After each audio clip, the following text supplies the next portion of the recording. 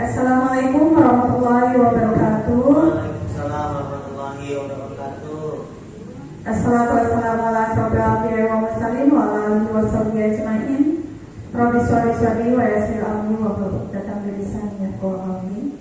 Yang terhormat Kepala Sekolah SDN Kalibaru 1 Bapak Nur Hasan SPD, yang kami hormati Bapak Ibu Guru SDN Kalibaru 1 beserta Dewan jajarannya, kami dari calon guru penggerak pendidikan guru penggerak angkatan 6 akan melakukan diseminasi tentang filosofi Ki Hajar Dewantara dan budaya positif. Yang pertama, perkenalkan dulu ya Bapak Ibu Guru. Tak kenal maka kita kenalan ya. Nah, di sini sudah tidak asing lagi bagi Bapak Ibu Guru. Bukan berarti kita yang di depan ini bisa ya mulia ya Bu, tapi memang ada kesempatan yang kita dapatkan. Maka di sini kami berbagi apa yang sudah kami dapatkan, ingin kita sampaikan kepada Bapak Ibu Guru semuanya. Nah, perkenalkan, nama saya Hizbul Fahman. Saya adalah calon guru penggerak angkatan 6 ya, Kota Depok, dari kelas B1. Berikutnya Bu ya. Perkenalkan, saya Lia Emilia SPD dari SDN Kalibaru 1, calon guru penggerak angkatan ke-6 Kota Depok, kelas dengan fasilitator Bapak Ansar dan pendamping pengajar praktik Ibu Wardani. Baik, saya Lucy Susanti SPD. Saya adalah calon guru penggerak angkatan 6 Kota Depok dari kelas 69 dengan fasilitator Muhammad Rito Mutakin dan pengajar praktik Ibu Komalasari. Terima kasih. Baik, untuk sesi 1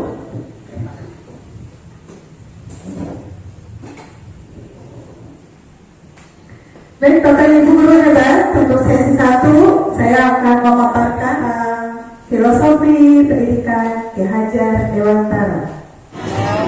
Tangan diputar-putar ke tepuk tangan, tangan diputar-putar, peganglah bahu, tangan diputar-putar, peganglah lutut, goyang-goyang, goyang-goyang, goyang-goyang, putar-putar ke kanan, diputar-putar, putar ke kiri. Bapak Ibu, yang ini soalnya dasarnya ya, dasar dari ada pembelajaran bagaimana belajar ini kita ambil dari filosofi pendidikan dari Ki Hajar Dewantara. Bapak-bapaknya kemana ya? Iya, bapak-bapak tolong dong, soalnya ini mau di videokan. Ada maksudnya ini materinya. Baik, ini ibu-ibu aja ya, ibu-ibu aja nih ya. Oke. Ibu-ibu, kita adalah seorang guru ya. Seorang guru adalah profesi ya, profesi yang sangat mulia. Profesi guru adalah anugerah yang terindah. Karena apa? Guru adalah profesi yang sangat mulia, yang memiliki keunikan tersendiri ya, di mana mengemban tugas dan amanahnya sebagai seorang guru terkadang perlakuan kepada siswa dengan tuntutan tugas, nilai dan lebih berfokus kepada intelektual atau kognitif saja. Jadi sehingga anak-anak itu tidak memiliki kebebasan. Kebebasan apa? Kebebasan dalam belajar, karena kita yang menentukan, ya seperti itu.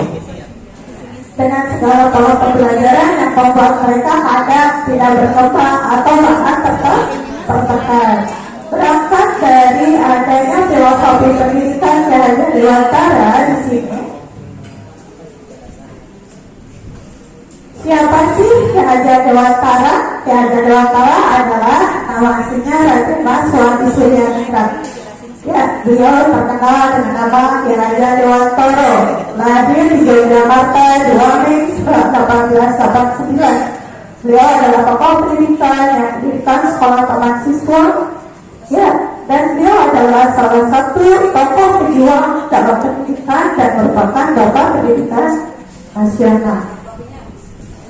Dasar pendidikan Ki Hajar Dewantara. Ya, pertama adalah pendidikan merupakan proses menuntut. Maksud pendidikan itu adalah menuntut segala kekuatan kodrat yang ada pada anak-anak. Jadi anak-anak lahir itu sudah memiliki kodrat, ya, agar mereka dapat mencapai keselamatan dan kebahagiaan yang setinggi-tingginya baik sebagai manusia maupun anggota masyarakat. Ini menurut Ki Hajar Dewantara, ya, di buku Dasar-Dasar Pendidikan. Dasar pendidikan menurut Ki Hajar Dewantara adalah menuntut atau among, ya. Kita itu berfungsi sebagai among, ya, menuntut, gitu. Dengan tiga filosofinya, yaitu ingar sosok tulodo, tuturi maja mangungaso, dan tuturi handayani. Ingar sosok tulodo adalah di depan memberi contoh. Seorang guru harus memberikan contoh atau teladan, panutan, ya. Impatya pamosanso, di tengah memberikan atau membangun semangat atau ide, dan dari belakang memberikan dorongan. Seorang guru memberikan contoh atau teladan baik kepada peserta didik, sesama guru dan seluruh keluarga sekolah. Di tengah, seorang guru harus mampu membangun semangat, ya, menciptakan ide atau berkarya dan berinovasi di lingkungan tempat tinggalnya atau di lingkungan kerjanya. Selanjutnya dari belakang seorang guru itu harus bisa memberikan dorongan, motivasi, arahan, semangat kepada peserta didik dan seluruh warga sekolah maupun yang ada di lingkungan tempat tinggalnya. Dalam menuntut waktu, karena tadi among menuntut, ya, KHD mengibaratkan peran pendidik, peran guru itu seperti seorang petani atau tukang kebun. Kita kan guru bukan tukang kebun ini ibarat. Jadi anak-anak itu seperti biji tumbuhan, ya, yang ditanam oleh petani. Nah, ditanam, anak-anak itu bagaikan bulir jagung yang ditanam. Biji jagung itu ditempatkan di tanah yang subur dengan mendapatkan sinar matahari, pengairan yang cukup, dan sehat baik kepada peserta didik. Demikian juga sebaliknya, meskipun biji jagung itu merupakan bibit yang unggul, tetapi jika kita menanamnya di tempat atau di tanah yang besar dengan pola pendidikan kita yang memang tidak bagus, ya, maka apa yang akan terjadi? Ya, bibit atau biji jagung itu tidak akan tumbuh dengan optimal. Nah, seperti itu. Dasar pendidikan KHD penuntun among itu dalam proses penuntunnya anak diberi kebebasan. Namun pendidik sebagai pamong, sebagai penuntun, memberi tuntunan dan arahan agar anak itu tidak kehilangan arah. Ya, misal kita memberikan teladan yang baik, contoh yang baik, supaya diaplikasikan kepada anak-anak. Nah, seperti itu. Ya, contoh baik, hal baik yang memang kita terapkan ke anak-anak, kita tuntun mereka. Yang kedua, pendidikan disesuaikan dengan kodrat alam dan kodrat zaman. Di sini dalam melakukan pembaharuan yang terpadu, hendaknya selalu diingat bahwa segala kepentingan anak-anak didik kita, baik mengenai hidup pribadi maupun hidup di masyarakatnya, jangan sampai meninggalkan segala kepentingan dengan hubungan dengan kodrat keadaan baik alam maupun zaman. KHD hendak mengingatkan kepada kita selaku pendidik bahwa pendidikan anak sejatinya harus melihat kodrat anak yang selalu berhubungan dengan zaman. Bila melihat dari kodrat zaman, pendidikan global menekankan pada kemampuan anak untuk memiliki keterampilan abad 21 dengan segala tetap harus disaring. Meskipun teknologi semakin canggih, semakin apa, tetap kita harus memberikan arahan agar mereka menyaring ya budaya-budaya dari luar. Oleh sebab itu muatannya kabupaten pengetahuan yang diadopsi sejatinya tidak bertentangan dengan nilai-nilai kemanusiaan. KHD menegaskan juga bahwa didiklah anak-anak dengan cara yang sesuai dengan tuntutan alam dan zamannya. Kita sekarang sudah hidup di era kecanggihan teknologi. Berarti kita harus menerapkan pendidikan yang memang menerapkan kecanggihan teknologi. Jangan kita mengajar pembelajaran yang sudah umum, gitu ya. Contohnya, anak-anak sudah bisa HP. Dalam pembelajaran, gunakan kecanggihan teknologi seperti itu. Alhamdulillahnya kemarin kita pandemi menggunakan teknologi ya. Berikutnya, dasar pendidikan KHD kodrat anak itu adalah bermain, terutama di kelas di tingkatan SD. Di tingkatan SD itu sebetulnya kodrat anak masih bermain, ya tahapan bermain. Nah, bermain di sini kita bisa masukkan ke dalam pembelajaran. Contoh, ada strategi pembelajaran yang menggunakan games. Ya, kalau menggunakan teknologi, gamesnya apa? Kuisis. Ya, itu namanya juga games. Ada strategi pembelajaran yang menggunakan games. Contohnya sistem peredaran darah kelas 5 sudah ya. Nah, itu dibikin games. Karena anak-anak SD itu butuhnya adalah bermain sampai disuruh memperagakan sistem peredaran darah besar atau darah kecil misalnya. Seperti itu akan memberikan manfaat, akan memberikan makna pada anak-anak. Jadi belajar sambil bermain, bukan bermain sambil belajar juga. 3. Pendidikan yang berpihak pada anak. Menurut Kerajaan Dewantara, bebas dari segala ikatan, suci hati mendekati sang anak, bukan untuk meminta sesuatu hak, melainkan untuk berhamba pada sang anak. Maksud di sini adalah pendidikan haruslah berpusat pada anak. Ya, jadi yang aktif itu bukan gurunya. Pada saat pembelajaran, yang aktif itu bukan gurunya ceramah, anaknya ngantuk. Tapi pada saat pembelajaran, anak itu dilibatkan dalam pembelajaran. Ya, makanya ya aktifnya harus terarah gitu. Jadi sebelum pembelajaran harus diberikan apa? Berikan stimulus atau anak-anak kita akan mempelajari tentang ini. Nanti kalian akan berdiskusi, presentasi, ya. Yang bagus presentasinya nanti ibu kasih bintang atau apa. Jadi anak-anak sudah terarah mulai dari awal sampai akhir. Jadi tidak keluar. Jadi tidak acak-acakan, ya seperti itu. Pendidikan harusnya berpusat pada anak. Yang keempat, dasar pendidikan KHD. Anak itu bukan tabula rasa. Ya, anak itu sampai di kelas 1 itu sudah memiliki kodrat. Ya, berbeda dari TK kan ke SD, dia sudah memiliki pengetahuan. Dia bukan kertas kosong lagi yang bisa digambar sesuai keinginan orang dewasa. Dia sudah memiliki bakat, ya, bakat. Anak lahir dengan kekuatan kodrat yang masih samar-samar. Jadi si kodrat, si bakatnya itu masih samar, ya. Tujuan pendidikan adalah menuntun, membantu anak tersebut untuk mengembangkan garis yang samar-samar. Karena anak itu unik, anak itu banyak bakatnya beda-beda kan ya. Kemampuan anak beda-beda.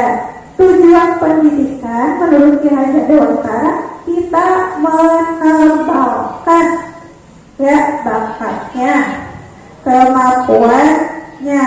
Bu, nanti nggak tebel-tebel gimana? Setidaknya tebelin sedikit. Kita sudah berhasil. Anak yang susah memang kemampuan anak beda-beda ya. Ada yang high, middle, low gitu ya. Yang low-nya ini kalau kita cuma menebalkan sedikit, alhamdulillah itu sudah berhasil. Jadi kita jangan menuntut anak ini memang harus sama dengan kemampuannya yang lain. Karena anak yang usia 0 sampai 8 tahun masa anak-anak aktif bergerak ke sana kemari, mencoba ini dan itu, menanyakan semua hal tanpa rasa lelah. Satu-satunya hal yang menyebabkan lelah adalah istirahat. Jadi di masa ini anak-anak memang memiliki kinestetik yang luar biasa ya, antara 0 sampai 8 tahun, berarti antara sampai kelas berapa ya? Kelas 3 kan berarti ya, kelas 2, kelas 3 ya. Ya. Lalu berikutnya 8 sampai irama dalam setiap gerak. Mereka mulai merasakan betapa irama bisa memberikan dorongan untuk melanjutkan dan menciptakan gerakan-gerakan tersebut. Jadi di sini di fase ini anak-anak sudah mengenal seperti operasional ini ya, bukan konkret lagi tapi abstrak, dan mereka kinestetiknya tetap ada, tetapi kita hanya menuntut mereka untuk mengembangkan potensi yang ada. Berikutnya di usia 16 sampai 24, masa sosial mulai menyadari bahwa semesta bergerak dalam irama. Mereka pun mulai menggunakan irama sebagai sumber inspirasi menemukan kodrat. Jadi di sini masa-masa 16 sampai 24 ini mereka mengetahui bakat, minat, dia kodrat mereka seperti apa dan cita-cita mereka seperti apa, dan kita hanya mempersiapkan mereka untuk terjun ke dunia masyarakat. Lalu filosofi ya Dewantara yang berikutnya adalah asas trikon. Pertama yaitu kontinuitas, artinya kita sebagai guru itu harus bergerak dan berpikir maju ke depan tanpa melupakan sejarah. Ya, dan tidak boleh lupa akan nilai budaya hakiki yang dimiliki oleh bangsa Indonesia. Sebagai seorang pendidik harus memperkenalkan sejarah dan budaya. Kita perlu belajar dari sejarah untuk kemajuan pendidikan Indonesia di masa yang akan datang dan tumbuh kembangnya peserta didik di masa yang akan datang. Yang kedua adalah konvergensi. Artinya pendidikan itu harus berasaskan memanusiakan manusia dan memperkuat nilai kemanusiaan. Seorang pendidik dan seluruh warga sekolah harus menanamkan nilai-nilai kemanusiaan kepada peserta didik. Karakternya dibangun, ya, karakternya dibangun sehingga melahirkan peserta didik yang pemikirannya penuh dengan kebijaksanaan dalam menyikapi kehidupan di masa yang akan datang. Yang ketiga, asas trikonnya yaitu konsentris. Pendidikan harus menghargai keberagaman. Ya, kita sudah banyak keberagaman budaya, keberagaman kemampuan peserta didik juga ya, keberagaman bakat dan minat mereka juga berbeda. Setiap peserta didik memiliki keunikan masing-masing.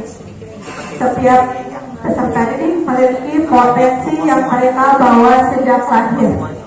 Jadi kita sebagai guru tidak bisa menyamaratakan anak didik kita, karena sebelum masuk ke kelas mereka berada dari keluarga yang berbeda, kemampuan berbeda, ya, dan potensi yang berbeda, potensi dan kemampuan sama.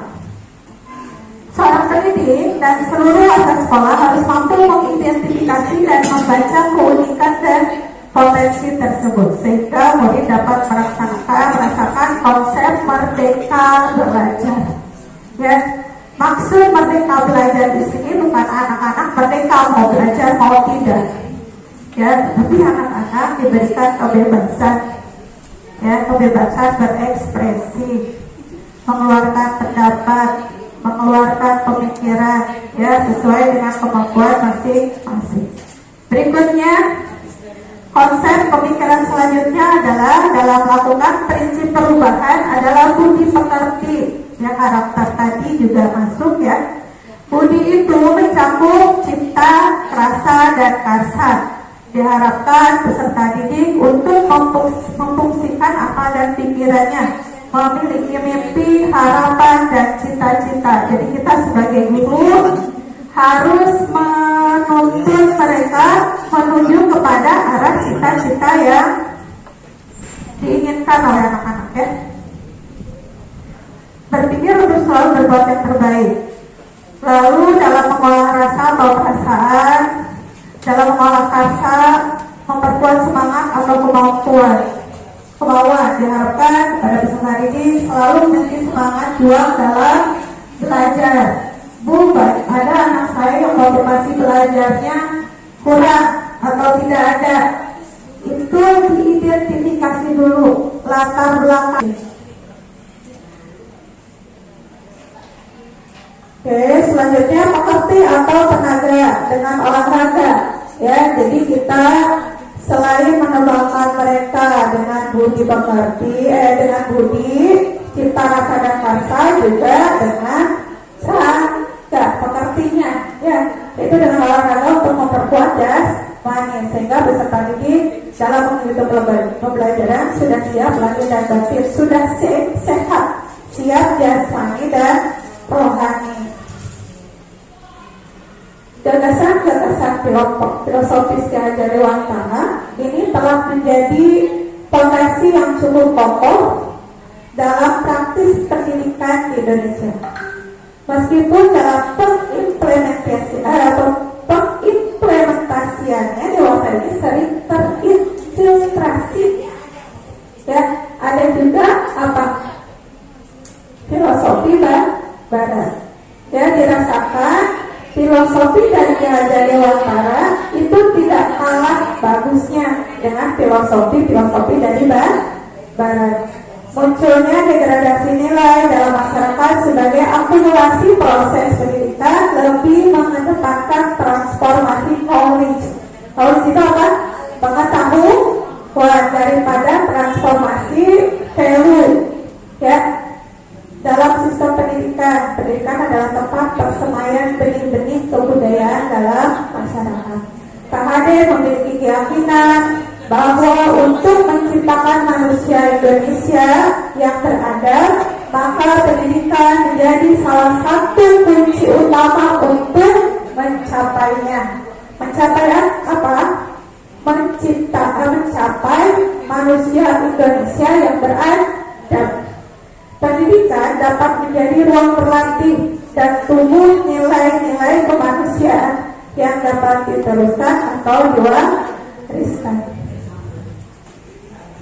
Dalam proses pembelajaran, seorang guru harus terus belajar, mengembangkan diri dan mengasah kompetensinya dengan berbagai hal, baik secara individu, komunitas pembelajar, ataupun memanfaatkan teknologi dan informasi, serta mengikuti program dari Kemendikbudristek. Kenapa? Karena guru itu harus di-upgrade. Guru itu harus sesuai dengan perkembangan zaman juga. Jangan peserta didiknya mengikuti perkembangan zaman, tapi gurunya ngajarnya tidak mengikuti zaman. Ya, bisa jalan bareng-bareng nggak? Bisa selaras tidak? Makanya guru harus selalu di-upgrade. Jangan sampai guru berada di zona nyaman terus. Ya, karena dunia semakin kesini semakin berubah. Ya, kita guru adalah sebagai tonggak dalam perubahan pendidikan. Kalau gurunya tidak berubah, bagaimana murid dan pendidikan akan berubah ke arah kemajuan? Ya.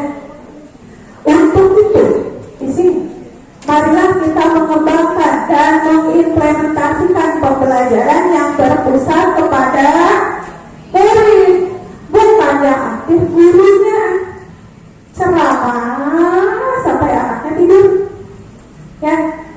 gitu. Serta menjadi teladan dan agen transformasi ekosistem pendidikan untuk mewujudkan profil belajar baca dan merdeka belajar Pancasila, beriman dan bertakwa pada Tuhan Yang Esa dan berakhlak mulia, berkebinekaan gotong royongan diri, kreatif dan lengan aktivis. Ya, seperti itu. Terima kasih. Salam Budi Pemuda, Budi Pemuda Indonesia Maju. Terima kasih. Wassalamualaikum warahmatullahi wabarakatuh. Waalaikumsalam warahmatullahi wabarakatuh. Assalamualaikum warahmatullahi wabarakatuh. Waalaikumsalam. Ya baik Bapak Ibu, agar tetap semangatnya adalah semangat pagi meskipun sekarang hari sudah siang ya. Jadi kita tepuk semangat pagi. Ya bagaimana tepuknya? Tepuk semangat pagi, pagi tetap happy, tujuh gigi.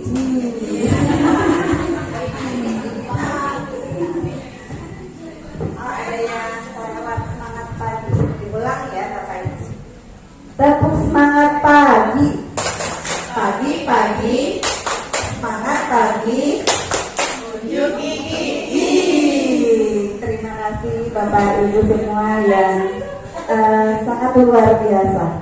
Baik, kali ini saya akan coba memaparkan tentang nilai dan peran guru penggerak. Ya.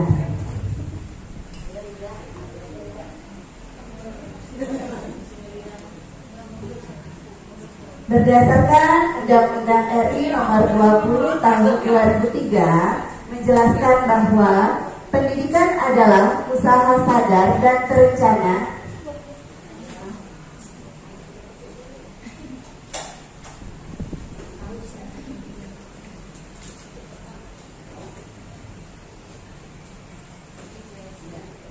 jalan sendiri. Maaf sih itu mudah. Iklan sebentar sama Mulia dari kata terima kasih mudah kan. Itu video Bu. Nanti jalan sendiri. Ya. Oh, udah. Baik, mohon maaf, saya ulangi. Berdasarkan Undang-Undang RI Nomor 20 Tahun 2003, pendidikan adalah usaha sadar dan terencana untuk mewujudkan suasana belajar dan proses pembelajaran agar peserta didik secara aktif mengembangkan potensi dirinya untuk memiliki kekuatan spiritual keagamaan, pengendalian diri, kepribadian, kecerdasan, akhlak mulia, serta keterampilan yang diperlukan dirinya, masyarakat, bangsa, dan negara. Pernyataan dalam Undang-Undang RI Nomor 20 ini memberikan penguatan terhadap pernyataan pendidik harus menuntun segala kekuatan kodrat anak dari dalam. Jadi seperti pemaparan yang sudah disampaikan oleh Bu Lucy tadi, bahwa seorang pendidik itu harus menuntun, harus menjadi among bagi peserta didiknya. Nah, dalam itu kekuatan kodrat ini kita berusaha untuk menumbuhkan motivasi anak dari dalam.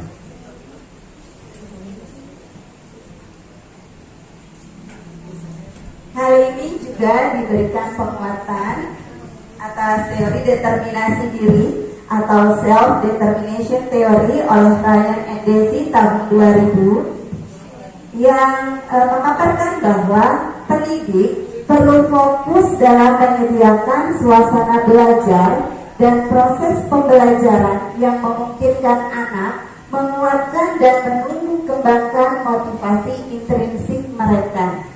Nah, kemudian pada penerapannya dalam menyediakan suasana belajar dan proses pembelajaran, hendaknya guru dapat membuat siswa merasa kompeten, merasa saling terhubung, merasa otonom atau merasa merdeka dalam belajar. Nah, di sini penguatan yang dilakukan oleh guru adalah pada perasaannya. Jadi siswa dibuat agar dia merasa, gitu, sehingga akan menumbuhkan motivasi intrinsik pada diri mereka dalam mencapai tujuan pembelajarannya nanti.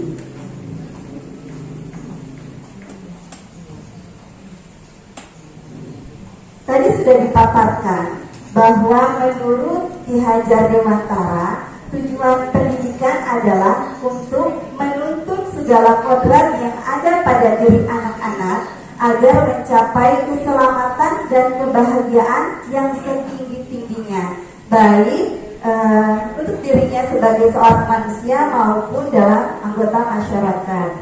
Nah, dalam proses menuntun, diri anak ini perlu merdeka dalam belajar, dalam berpikir, ya. Disinilah peran seorang pendidik agar menuntun mereka, menuntun anak-anak didik kita agar tidak kehilangan arah serta membahayakan dirinya. Seperti itu ya Bapak Ibu. Kemudian semangat dalam menuntun anak agar merasa merdeka dalam belajar, merdeka dalam berpikir, agar anak itu merasa bahagia, mencapai keselamatannya. Nah, hal inilah yang kemudian melahirkan sebuah tema kebijakan pendidikan di Indonesia yang saat ini sedang digaung-gaungkan, yaitu Merdeka Belajar. Ya, makanya sekarang kita ada kurikulum Merdeka. Dasarnya dari sini.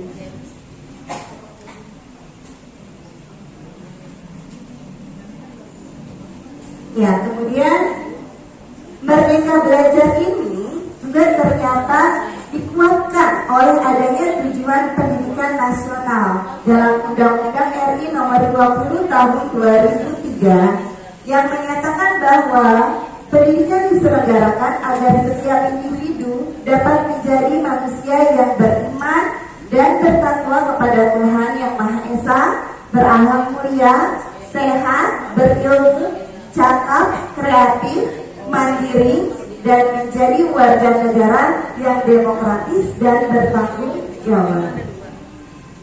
Dari kedua semangat inilah Bapak Ibu yang kemudian melahirkan sebuah pedoman, ya, sebuah penuntun yang konsisten bagi para pendidik agar tidak kehilangan arahnya, yaitu profil pelajar Pancasila yang sudah kita kenal saat ini, ya.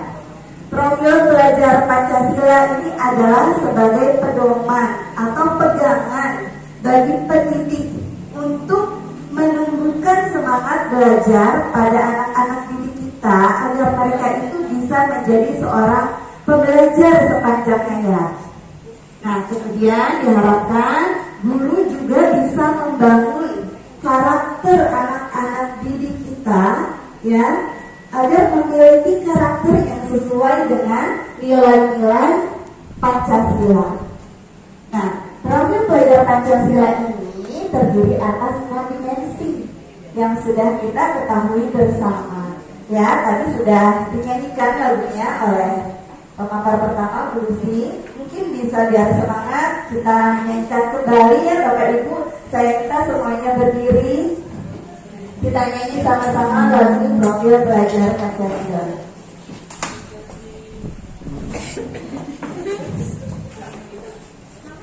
Ya, terima kasih. Di tengah ketiga kita menyanyi bersama ya Bapak Ibu. 1, 2, 3.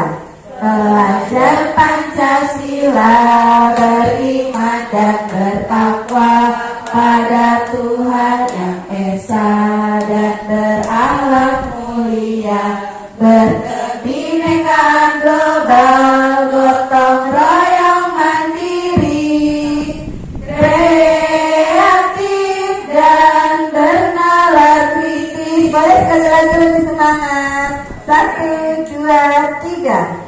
Pelajar Pancasila beriman dan dan bertakwa pada Tuhan yang Esa, dan berakhlak mulia, berkebinekaan budi, kreatif dan bernalar kritis. Terima kasih Bapak Ibu guru yang hebat. Jadi itulah 6 dimensi profil pelajar Pancasila. Dan kita harapkan nantinya anak-anak kita semua memiliki profil pelajar Pancasila ini. Nah, untuk mewujudkan merdeka belajar, mewujudkan karakter baik, karakter positif yang sesuai dengan profil pelajar Pancasila tadi, maka seorang guru harus memiliki nilai-nilai dan peran. Nilai-nilai guru penggerak. Di sini bukan hanya guru penggerak seperti yang sekarang yang sedang pelatihan, tetapi artinya di sini adalah Bapak Ibu guru semua, karena insya Allah dengan adanya diseminasi ini, Bapak Ibu hatinya akan tergerak, kemudian bergerak dan bisa menggerakkan. Amin ya Rabbal alamin. Apa saja sih nilai-nilai guru penggerak? Yang pertama adalah berpihak pada murid, mandiri, 3 reflektif, 4 kolaboratif, dan yang kelima inovatif. Berpihak pada murid.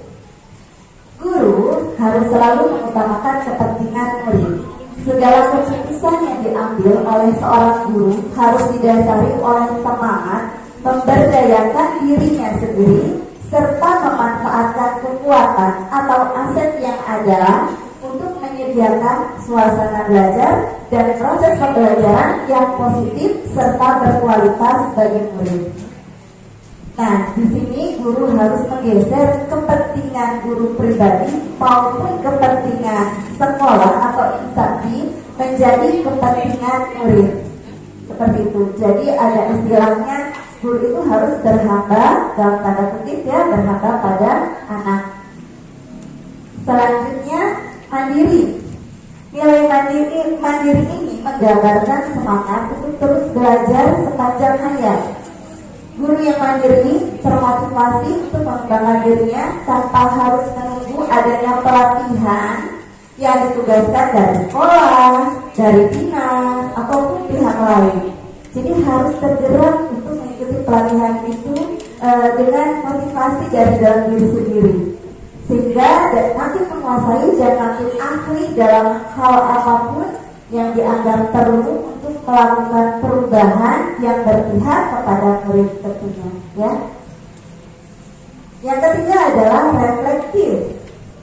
Nilai reflektif ini layaknya adalah model mental yang diharapkan menunjuk pada guru, di mana mereka senantiasa memaknai pengalaman yang terjadi di sekelilingnya, baik yang terjadi pada diri sendiri maupun pihak lain secara positif, apresiatif, produktif.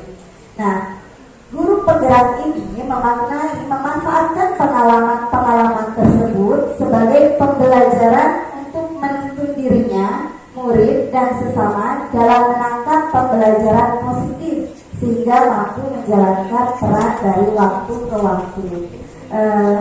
Bisa seperti ini contohnya. Jika kita selesai melakukan pembelajaran, kita juga harus merefleksikan pembelajaran kita pada hari itu, apakah sudah berhasil ataukah masih ada hal-hal yang harus diperbaiki lagi, gitu ya. Kita bisa merefleksikannya sendiri maupun kita meminta bantuan dari rekan-rekan sejawat yang nantinya akan muncul nilai kolaboratif, ya. Guru mampu senantiasa membangun daya saing, memperhatikan pentingnya saling ketergantungan yang positif terhadap seluruh pemangku kepentingan yang berada di sekolah maupun di luar sekolah. Jadi guru diharapkan bisa berkolaborasi baik dengan anak didik, dengan rekan sejawat, dengan guru-guru lain maupun dengan pemangku kepentingan di sekolah tersebut. Nilai yang kelima adalah inovatif. Ya, diharapkan guru-guru memiliki nilai inovatif. Ya, maknanya adalah seorang guru mampu senantiasa memunculkan gagasan segar tepat guna. Dengan demikian, gaya inovatif ini mengisyaratkan adanya penguatan gotong royong dan pemberdayaan aset yang ada. Jadi kekuatan yang ada pada sekolah kita itu kita berdayakan, ya, untuk mewujudkan visi bersama. Jadi dalam mewujudkan visi ini nanti akan dijelaskan lebih lanjut oleh Pak Hizbul. Kita akan melihat apa sih kekuatan yang ada pada diri kita, yang ada di sekolah kita, itu kemudian kita kembangkan lagi.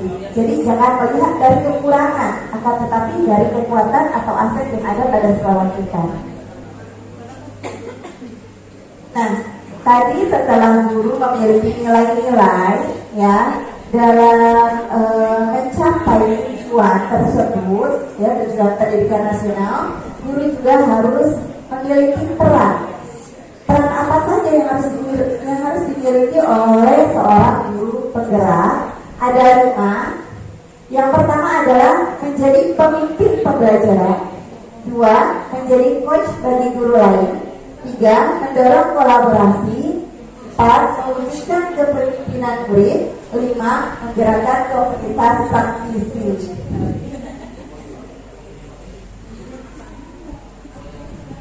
Nah, menjadi pemimpin pembelajaran, tentu saja saya yakin Bapak Ibu guru di sini sudah menjadi pemimpin pembelajaran di kelasnya masing-masing.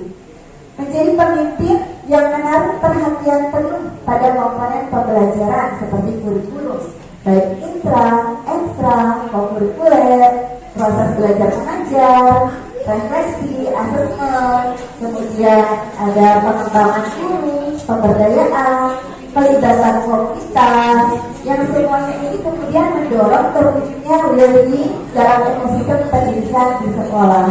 Jadi diharapkan sekolah kita nantinya akan menjadi sekolah yang nyaman, yang dapat membuat anak-anak itu bahagia berada di sekolah. Ya, jadi merasa sekolah itu adalah rumah kedua bagi mereka. Yang kedua, perannya adalah menjadi coach bagi guru lain. Ya, di sini gambarnya ada gambar ilustrasinya. Guru penggerak itu berdaya dalam menemani dan menuntut rekan sejawat untuk menelaah proses belajar mereka sendiri. Jadi guru penggerak harus memberdayakan dirinya melalui refleksi atas pengalaman-pengalaman praktik profesionalnya yang telah dilakukannya. Kemudian menuntun teman-temannya agar bisa melakukan praktik-praktik baru. Yang ketiga, mendorong kolaborasi. Nah, tentu saja dalam mencapai visi kita tidak mungkin bergerak sendiri, ya Bapak Ibu. Iya, kita harus berkolaborasi agar sampai kepada tujuan kita. Guru penggerak harus punya pandangan apresiatif yang memungkinkan pengungkapan potensi positif rekan lain, membuka lebih banyak ruang dialog positif antara guru dan pemangku kepentingan baik di dalam maupun di luar sekolah demi meningkatkan kualitas belajar murid. Saya persingkat. Yang keempat, mewujudkan kepemimpinan murid. Nah, ini juga kaitannya dengan keseharian kita di kelas. Tentunya ini juga sudah dilakukan, saya yakin, oleh Bapak Ibu guru. Jadi guru harus mampu merangkum pengalaman belajar sedemikian rupa sehingga murid itu merasa mampu, merasa bisa, merasa kompeten. Ya, murid juga merasa mandiri dan dicintai oleh gurunya. Ya, dan memiliki kepercayaan diri serta determinasi untuk mencapai segala yang mereka impikan. Gitu. Karena murid-murid kita ini adalah nantinya sebagai pemimpin masa depan. Maka kita harus mewujudkan kepemimpinan murid-murid kita dari sekarang. Dan yang terakhir adalah menggerakkan komunitas praktisi.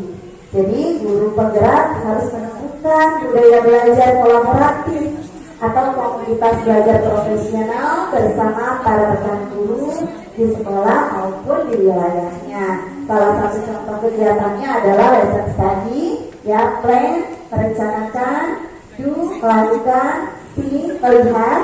Ya, ini contoh kerangka kerja kolaboratif yang dapat digunakan untuk menggerakkan sebuah komunitas. Mudah-mudahan nanti kita bisa melaksanakannya ya di kita ibu dan rekan guru semua. Ya, insya Allah mudah-mudahan kita bisa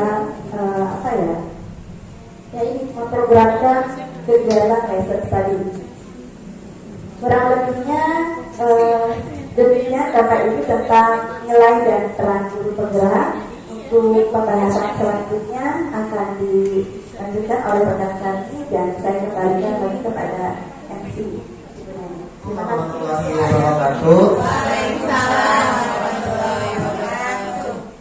Sebelumnya terima kasih kepada Bu Leni atas kesempatannya. Saya juga terima kasih kepada rekan-rekan guru lainnya yang masih setia menemani saya di sini. Luar biasa. Nanti tunggu tanggal 1 dan tanggal 25 kita gajian.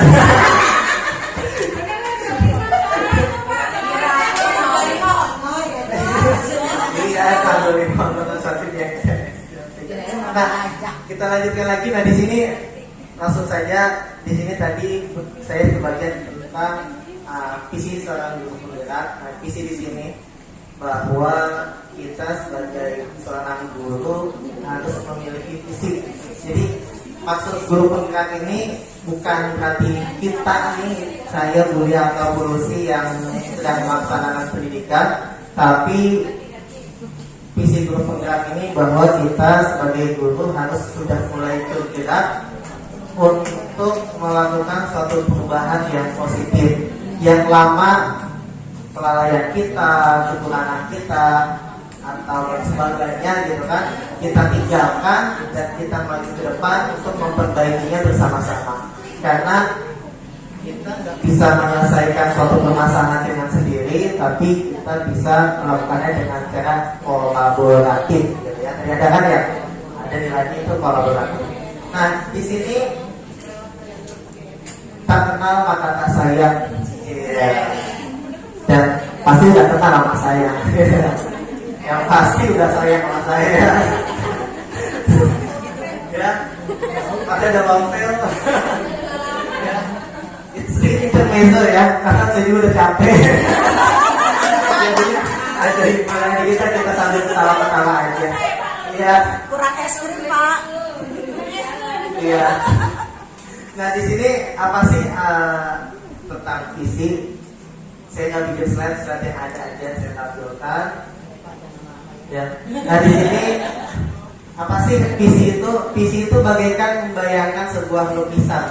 Pasti kita semua tahu lukisan ya. Lukisan kita buat gimana moodnya kita gitu kan. Kalau moodnya kita lagi senang ya lukisannya bagus. Kalau kita lagi nggak senang ya berantakan lah hasilnya. Nah, itu visi kita. Jadi visi itu ibarat lukisan lengkap pada kanvas yang masih kosong. Jadi kita ibaratnya nih seorang guru itu apa nih yang mau kita buat di kanvas kosong itu. Jadinya mulai sekarang kita nih kita membuat apa visi kita gitu kan. Kan selama ini kita nggak tahu visi kita, yang penting saya ngajar, saya gajian gitu kan, saya absen gitu kan, nanti dapat hadiah setiap akhir tahun gitu kan, visi seorang guru termasuk saya gitu. Ya. Nah, mulai sekarang ada tambahannya. Apa tambahannya? Yaitu niatan kita, apa sih yang mau kita buat untuk anak didik kita gitu kan. Nah, makanya dibuatlah sebuah visi. Nah, dari sini visi juga diibaratkan sebagai bintang penunjuk arah yang memandu penjelajahan untuk mencapai tujuan. Jadi kita ibaratnya impian kita ke depan mau seperti apa murid kita gitu. Maka itu adalah visi kita. Setiap orang visinya beda-beda, tapi ada garis besarnya bahwa pasti intinya untuk kebaikan anak didik kita. Jadi seperti itu. Nah, ini sebuah visi. Ya. Kita sebutkan ya, Bapak Ibu. Sekarang sambil saya bagikan kertas.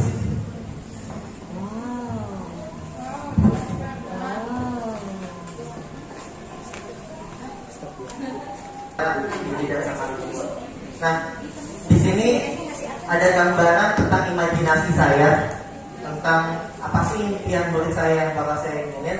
Nah, yang pertama, impian saya menggambarkan bahwa murid yang bahagia di sekolah. Jadi mah bahasa bahasa gitu kan pokoknya murid bahagia saat di sekolah gitu. Jadi sekolah itu anak senang aja bawaannya. Ya sekarang kan senang kan ya, murid sampai liar gitu kan. Senang kan pokoknya di sekolah itu. Tapi tanda kutip sekarang itu pengennya sih bahagia itu emang bahagia untuk belajar ya, bukan bahagia lepas dari rumah, keluar dari kandang, masuk kandang lain gitu kan. Itu yang sekarang. Tapi pengennya ke depan itu bukan seperti tadi, bahagia anak itu belajar dengan kita. Yang kedua yang saya inginin itu tentang murid saya itu adalah murid yang mandiri. Jadi saya masuk kelas, ngapain anak-anak? Belajar, oh cakep. Kita nggak mau ngapain gitu. Kita belajar. Kita melihat itu kan, ada yang bisa nggak gitu? Enggak pak, bisa pak, oh cakep. Ini gitu doang, enaknya gitu kan? Ya, nyantai gitu ibaratnya. Itu yang saya inginkan. Kreatif. Ya, tiap orang beda-beda kan. Saya pengennya begitu masuk kelas tanpa saya bicara, anak udah rajin kan. Tahu dong. Karena besok kita mau inovasi apa nih? Oke pak, saya mau bikin laptop. Oke, cakep. Ya apa kita. Cuma gitu doang yang saya pengen nih ya. Namanya impian ya terwujud enggaknya belakangan ya. Seperti itu, wallahu a'lam ya. Yang ketiga yaitu yang saya inginkan adalah murid yang memuliakan guru dan menjadi partner guru dalam belajar. Jadi memuliakan ya, itu yang saya inginkan karena sekarang faktanya murid kita ya begitu gitu kan. Ya, nggak usah diceritakan juga kita merasakannya gitu kan.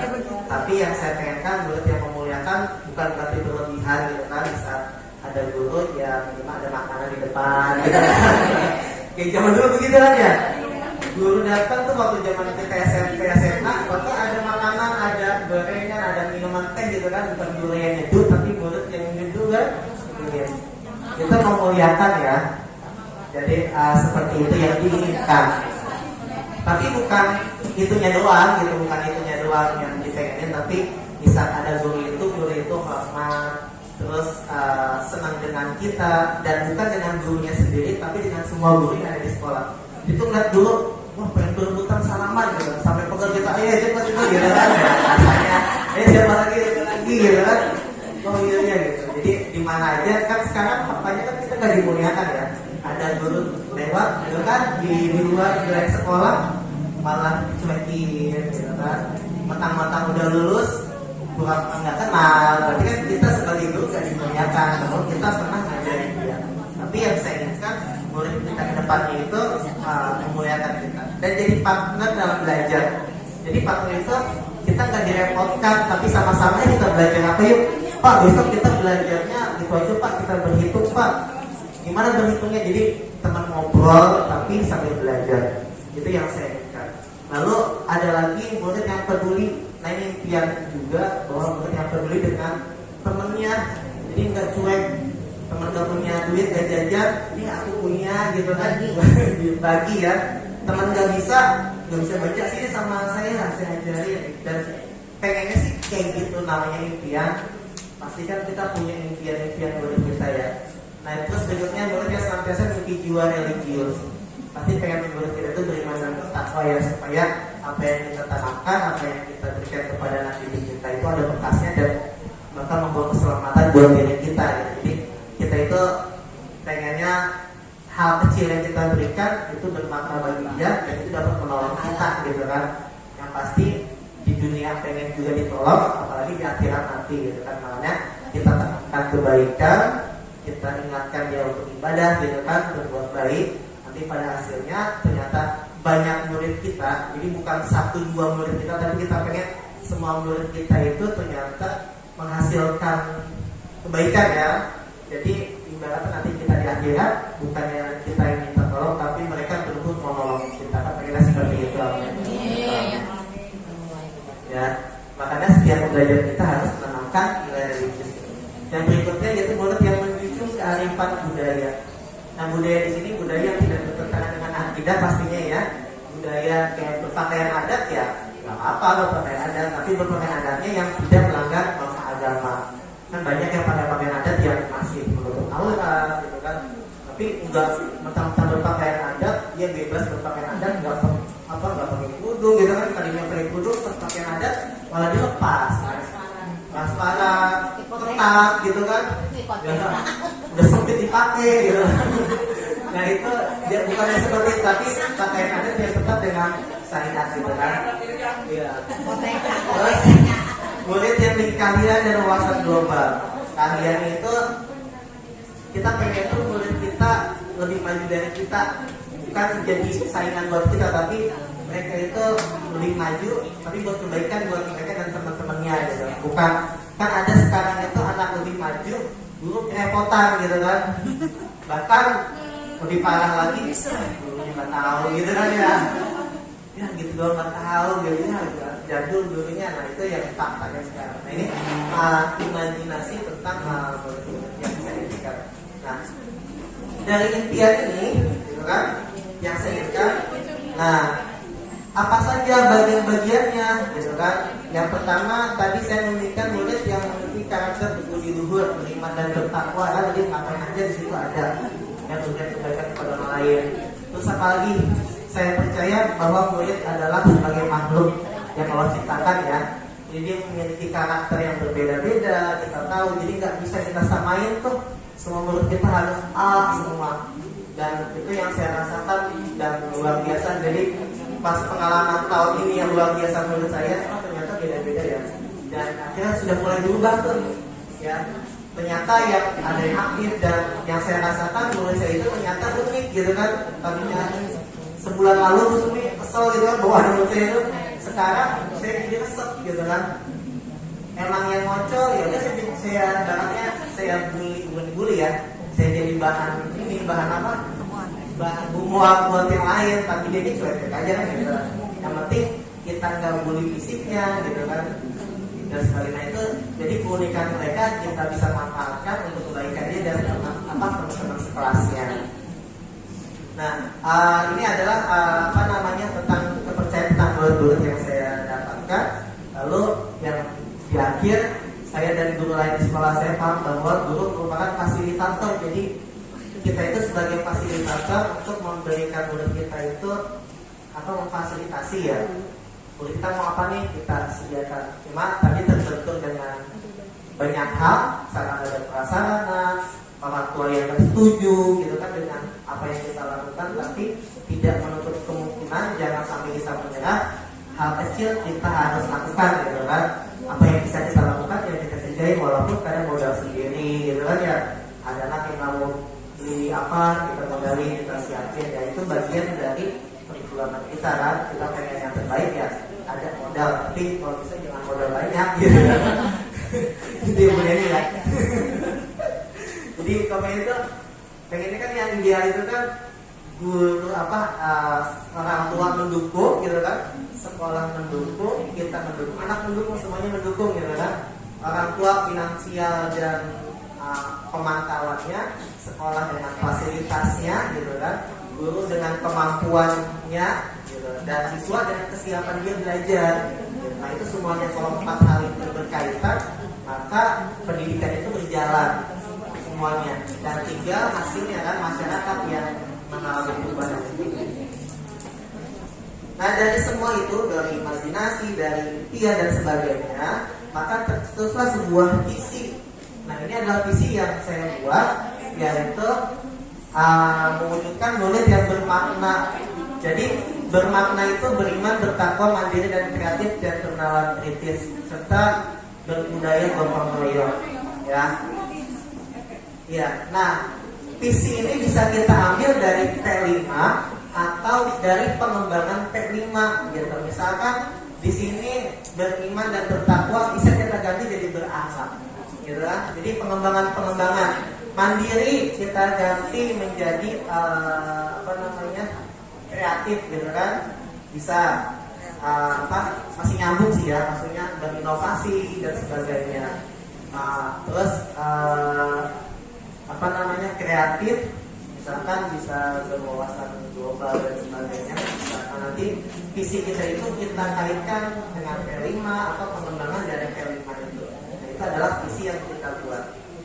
Dan yang di sini berbudaya gotong royong, kenapa? Karena bagi saya gotong royong itu tadi ya memang harus kita itu jangan sendiri gitu, tapi harus sama-sama maju bersama, menyelesaikan masalah bersama. Nah, itu ya sukses bersama. Nah, itu yang dibuat. Nah, saya sudah memberikan sebuah kertas bagi yang ada pulpen, saya minta tolong untuk dibuatkan apa sih, nggak usah banyak-banyak, 5 impian murid ibu yang ibu inginkan.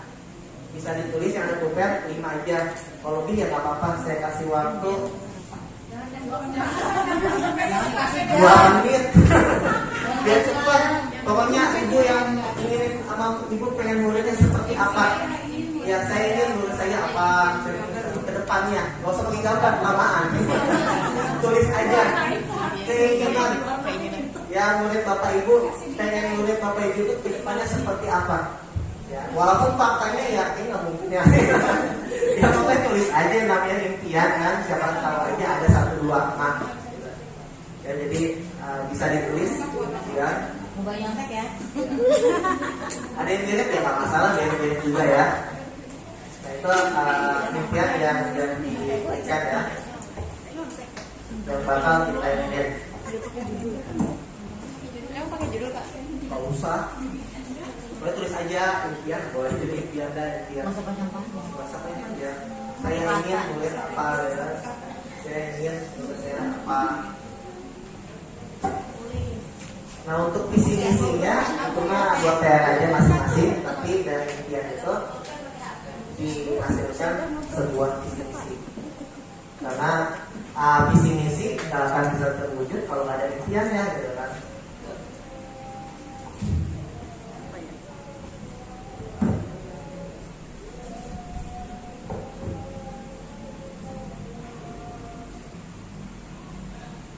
Berapa Pak? 10? 5 aja.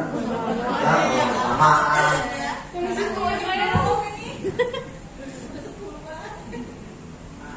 Calon CGP. Amin. Kan tidak mau guru bergerak.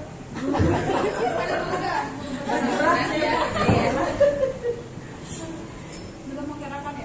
Belum. Setiap hari ya belum. Tulis, mangga. Ya, ada mungkin ada bisa jadi 5. Lebih dari 5 lebih bagus. Yang penting belum ya. Kalau lewat ya lewat dikit. Keinginan murid kita ke depannya seperti apa? Banyak keinginan. Banyak mimpi. Iya. Bisa jadi biar saya misalkan pengennya pulang sekolah anak-anak sekolah saya semua gitu. Namanya juga mimpi. Namanya juga mimpi. Nah, oke. Sambil nunggu ya, sambil dijahit Bu Deni maju ke depan bacain ya istilahnya. Sambil nunggu kan ya, supaya waktunya lebih enak. Jangan dijahit Bu Deni, silakan membacakan. Jadi contek. Jadi bukan radang.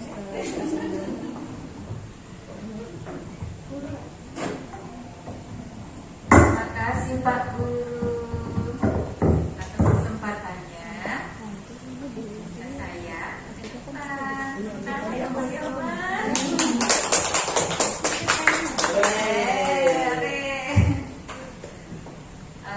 saya sebagai guru telah melihat hadiah pemahaman visi, mulia dan mahasiswa diberikan banyak sekali ya kekurangan saya selama ini, padahal dari dulu dari tahun 2009 sampai sekarang banyak sekali yang banyak dosa ya yang saya lakukan kepada murid-murid saya, dan akhirnya ya sedikit sudah saya mulai memahami dari filosofis KHD ya, Kinerja Dewantara, di mana di situ ada yang selalu saya ingat yaitu bahagia, kemudian bermanfaat untuk diri sendiri dan orang lain.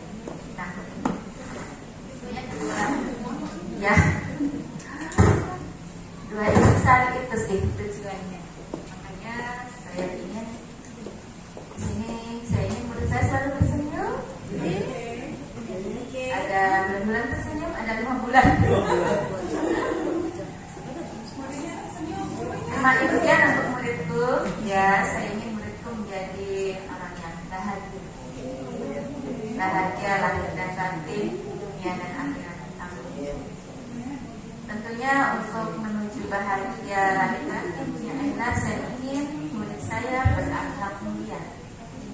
Berakhlak mulia di sini tentunya fondasinya adalah akhlak keimanan, apapun agamanya itu Pak ya. Kemudian cerdas, ya. Saya ingin murid saya cerdas, tapi cerdas sesuai dengan intelijensi yang dimiliki oleh anak-anak kita. Sesuai cerdas itu belum tentu anak yang pintar matematika, pintar IPA dan sebagainya masuk kalau pokoknya tetap di situ ya Pak ya. Ya. Tapi ya melihat terutama di kelas saya sekarang dari kelas 6A sampai 6E, 6C itu terkenal paling aktif katanya. Ya.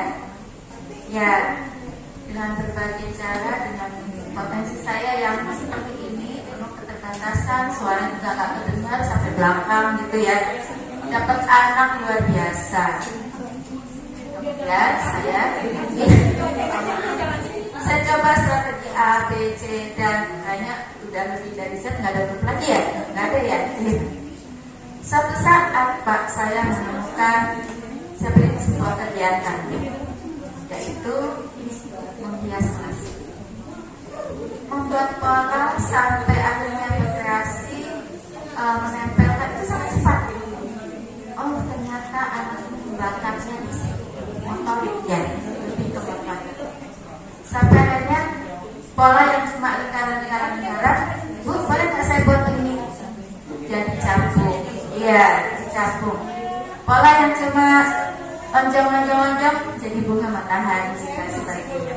Itu semua mereka yang berkreasi sendiri. Nah, berarti cerdas di sini, saya ingin anak saya cerdas sesuai dengan kemampuannya, sesuai dengan kompetensinya ya. Kemudian saya ingin bulan Senin yang keempat memiliki keterampilan hidup. Ya. Kemarin saya coba, kebetulan sekarang ini materi bahasa Indonesia dan mempelajari drama. Ya, saya integrasikan bahasa Indonesia, IPS, EKN.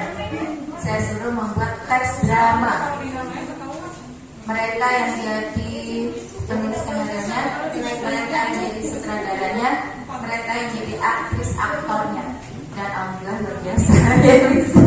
Ternyata mereka bisa. Nah, berarti mereka bakatnya di situ. Iya.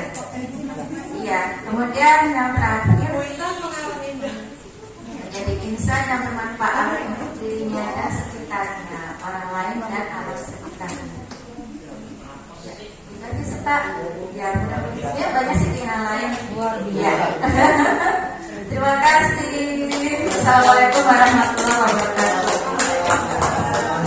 Terima kasih Bu Neni. Ini satu ya.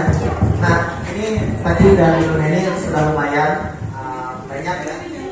Nah dari keinginan-keinginan ini kita sebagai guru nanti tinggal kita tuangkan dalam bentuk visi kita ya.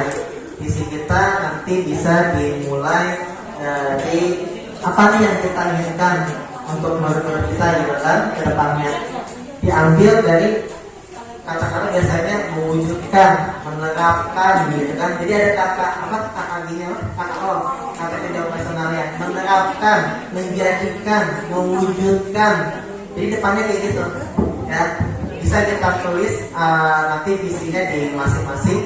Jadi yang Bapak Ibu guru lakukan, tapi tambahannya kita buat mulai dari sekarang visi kita ke depan mau menjadikan guru kita itu seperti apa. Mungkin itu aja tentang tambahan tentang peran nilai peran dan visi seorang guru penggerak. Saya cukupkan untuk sesi 1. Sesi 1. Masih ada sesi 2 di mana hari ini. Saya cukupkan dari saya. Assalamualaikum warahmatullahi wabarakatuh. Kita bertiga pada hari ini mengenai budaya positif. Karena kalau kita berangkat langsung dari budaya positif tanpa adanya pengenalan dulu terhadap filosofi ini aja antara menurut saya memang kurang ya.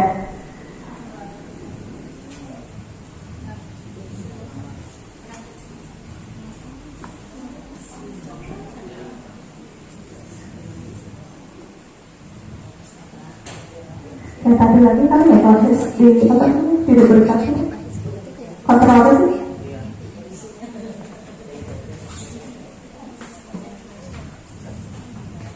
Itu udah.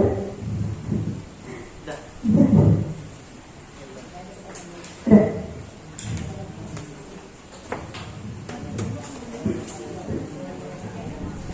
Budaya positif.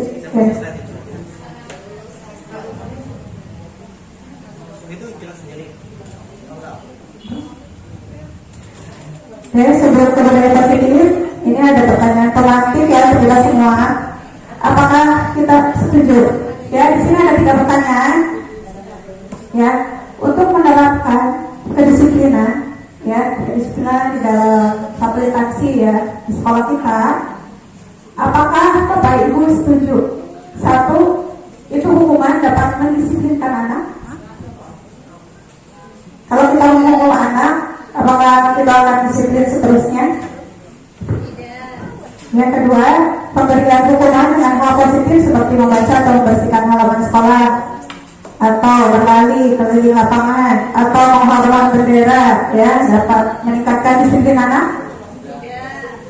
Yang ketiga, memberi penghargaan dapat meningkatkan motivasi belajar anak. Ya, baik. Sini topik kita budaya positif tentang 1, disiplin positif dan nilai-nilai kebaikan universal. Yang kedua adalah teori motivasi, hukuman, penghargaan dan restitusi. Ketiga, keyakinan kelas. Keempat, perubahan dasar manusia dan dunia berkualitas. Kelima, restitusi. Ada 5 posisi kontrol dan segitiga restitusi terakhir ya. Sebagai awalan, saya hanya menyampaikan konsep tentang disiplin positif dan nilai-nilai kebajikan saja. Di sini ada perubahan paradigma, ya. Ada ilusi, hayalan ya tentang bahwa guru itu mengajar murid. Ya, ilusi bahwa ilusi bahwa kritik dan membuat orang merasa bersalah dapat menguatkan karakter. Kadang guru itu memberikan hukuman yang niatnya adalah untuk mendisiplinkan siswa, tetapi kenyataannya nanti akan kita jawab bersama-sama. Ketiga, ilusi bahwa semua penguatan positif efektif akan bermanfaat. Dan terakhir, ilusi bahwa orang dewasa memiliki hak untuk memaksa. Ya, berikutnya.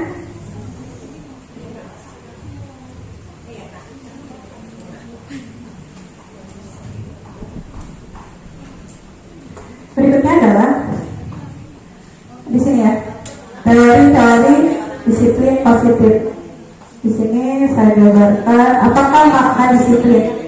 Makna disiplin ini berasal dari bahasa Latin yang artinya belajar. Makna asal dari kata berkonotasi dengan disiplin diri dari murid-murid.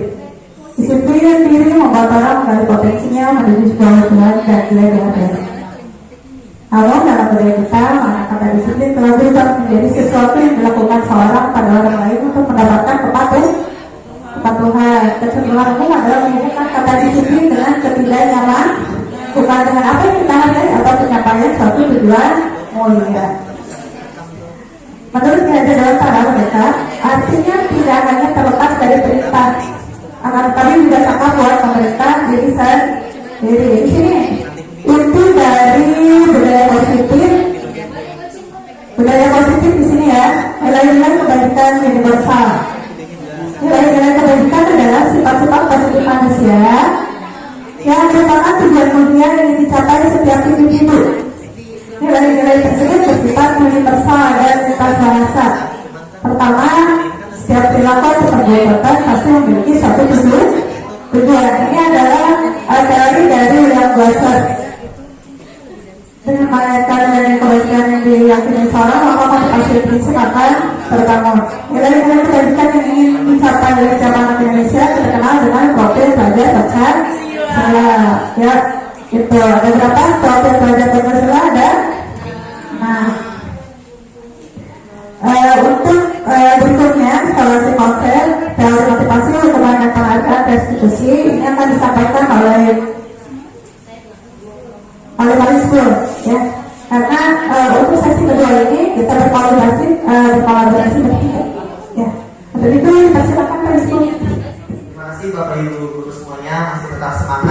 dalam sesi kedua ini. Nah, di sini saya melanjutkan dari yang tadi sudah dijelaskan oleh Ibu Lucy.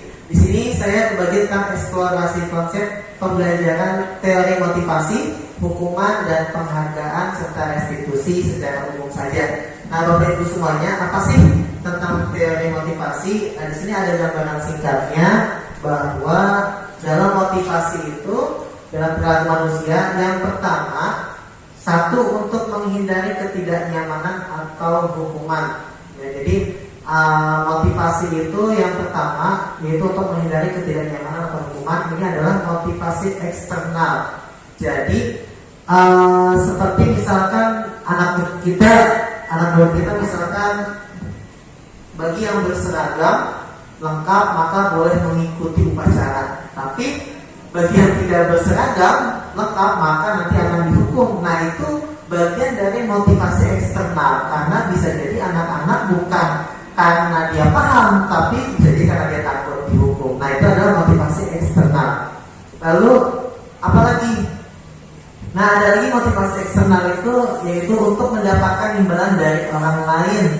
Nah, apa maksudnya di sini?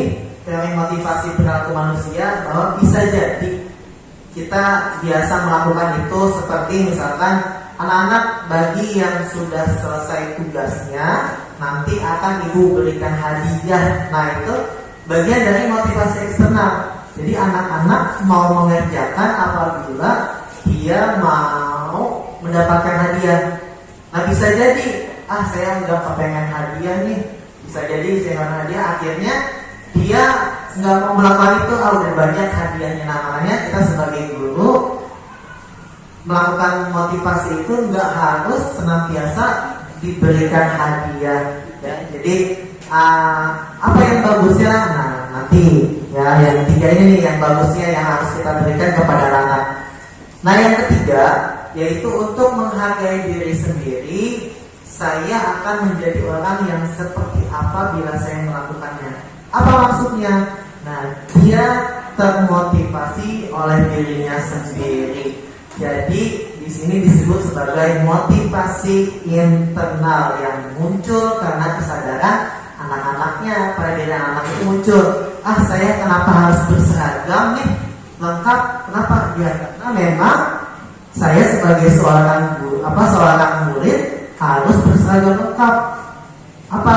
Yang pasti saat kita berseragam lengkap nanti saya badan saya nyaman, lalu saya enggak dijauhi oleh teman-teman karena saya berbajunya rapi, lalu saya bisa sama dengan teman-teman yang lain pada saat upacara. Nah, jadi muncul sendiri motivasi pada diri anak itu. Jadi motivasi ada eksternal, ada internal. Nah, yang bagusnya adalah motivasi internal yang dimiliki oleh anak-anak. Selanjutnya yaitu adalah restitusi. Nah, ini adalah gambaran sedikit tentang restitusi. Apa sih restitusi? Restitusi adalah proses menciptakan kondisi bagi murid untuk memperbaiki kesalahan mereka sehingga mereka bisa kembali pada kelompok mereka dengan karakter yang lebih kuat. Restitusi juga merupakan proses kolaboratif yang mengajarkan murid untuk mencari solusi untuk masalah mereka dan membantu murid berpikir tentang orang seperti apa yang mereka ingin menjadi tujuan mulia. Lalu dan bagaimana mereka harus memperlakukan orang lain. Nah, ini menurut dosen tahun 2004. Jadi restitusi ini digunakan oleh kita sebagai guru untuk apa? Untuk menjadikan murid kita itu paham apa yang dilakukan oleh anak. Bisa mereka melakukan kesalahan, dia memahami kesalahan yang dia lakukan itu tidak baik untuk dia. Lalu dia sadar bahwa dia harus merubahnya tanpa mengganggu segala aktivitas yang dilakukan oleh anak, misalkan pada saat belajar. Jadi restitusi ini digunakan untuk apa? Tetap anak sadar bahwa dia salah, tapi tidak mengganggu haknya sebagai siswa itu sendiri. Nah, berikutnya, ada 9 ciri-ciri restitusi. Apa aja? Satu, bukan untuk menebus kesalahan, namun untuk belajar dari kesalahan. Jadi si anak ini mencoba untuk belajar kembali bahwa apa yang dia lakukan sebelumnya adalah salah dan dia berusaha untuk memperbaikinya. Dua, memperbaiki hubungan, ya. Jadi memperbaiki hubungan si anak dengan bisa dengan guru atau dengan temannya sendiri di saat dia melakukan suatu kesalahan. Lalu ciri restitusi adalah tawaran, bukan paksaan. Kita nih guru menawarkan kamu untuk memperbaikinya mau seperti apa? Ya, sebagai bukti tanggung jawab kamu atas kesalahan yang dilakukan oleh anak. Ya, jadi tidak paksaan. Jadi nggak boleh maksa. Kamu di luar karena enggak mengerjakan tugas. Kamu piket sana karena kamu melakukan kesalahan. Jadi nggak seperti itu. Lalu yang keempat, restitusi menuntut untuk melihat ke dalam diri. Jadi digunakan guru untuk anak ini lebih mendalami dirinya, lebih menumbuhkan kepercayaan dirinya, dan juga lebih untuk membuat dirinya sadar bahwa apa kesalahan yang sebelumnya dilakukan itu dia harus perbaiki dari dirinya sendiri. Yang kelima, restitusi mencari kebutuhan dasar yang mendasari tindakan. Lanjut yang keenam, restitusi diri adalah cara yang paling baik. Jadi ini merupakan bagian untuk menyelesaikan suatu masalah yang lebih baik, ya. Tidak dipaksakan, tapi kita mengajak diri anak itu untuk memperbaiki dirinya sendiri.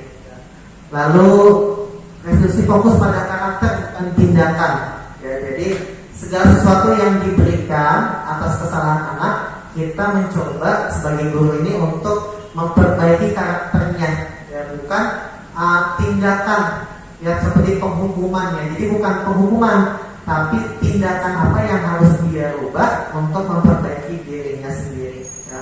Kesadaran tuh, bukan apa yang tadi nggak nyambung, ya, misalkan dia nggak bawa tugas akhirnya bersihin kamar mandi gitu kan, dia kesiangan akhirnya tugasnya nggak boleh belajar. Nah itu tidak menumbuhkan karakter, ya tidak menumbuhkan karakter. Tapi kalau yang baik misalkan dia kesiangan, ya sudah, dia hak mendapatkan pelajaran, ikut nih belajar, tapi sambil kita ingatkan, nah kamu kan tahu ya bahwa kesiangan itu tidak baik. Jadi kita cari itu alasannya kenapa sih kamu kesiangan gitu kan. Nah menurut kamu baik gak kesiangan itu? Terus nanti mengganggu gak aktivitas kamu kalau kesiangan?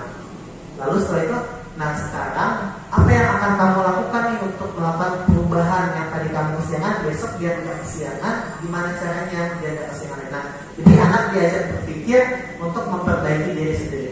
Jadi kalau misalkan tindakan kan dihukum tuh, bisa dihukum kan nanti gak nyambung, kesiangan gak masuk kelas, berarti dia udah kesiangan dari rumah lalu gak belajar. Akhirnya dia selama di sekolah tidak mendapatkan haknya untuk mendapatkan pendidikan. Nah yang ke-8, restitusi fokus pada solusi. Jadi yang kita cari solusinya, bukan dampaknya, bukan biar anak ini timbul perasaan bahwa dia itu bersalah. Jadi kadang kita itu menumbuhkan biar dia sadar atas kesalahannya, gitu. Nah itu salah, ya. Jadi seharusnya solusinya nih supaya biar dia nggak kesiangan lagi, berarti apa yang harus diperbaikinya. Bukan kalau saya sendiri kadang suka lupa gitu ya. Ya udah kalau nggak ngerjain PR di luar saja gitu kan.